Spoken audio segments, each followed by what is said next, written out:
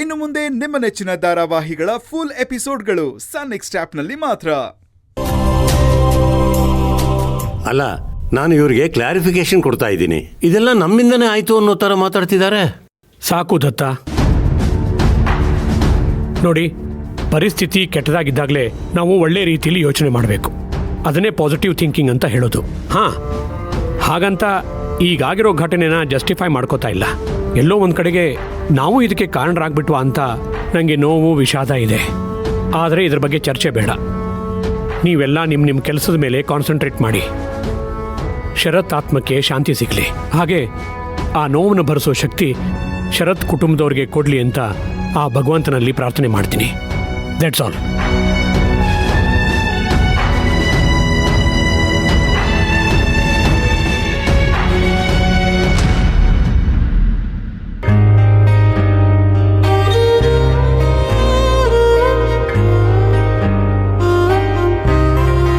Sir, Kaveri, ನಾನು ನಿಮ್ಮ ಹತ್ರ ಒಂದು ಪ್ರಶ್ನೆ ಕೇಳಬೇಕಿತ್ತು.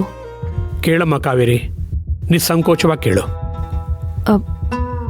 ಶರತ್ಗೂ ಮುಂಚೆ ಈ ಪೊಸಿಷನಲ್ಲಿ ಯಾರಿದ್ರು?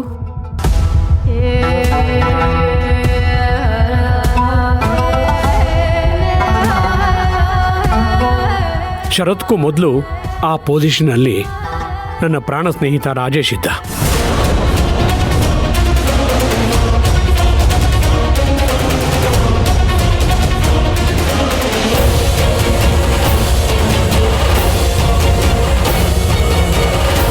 ಅಂದ್ರೆ ಶರತ್ ಜಾಗದಲ್ಲಿ ನಮ್ಮಪ್ಪ ಕೆಲಸ ಮಾಡ್ತಿದ್ದ?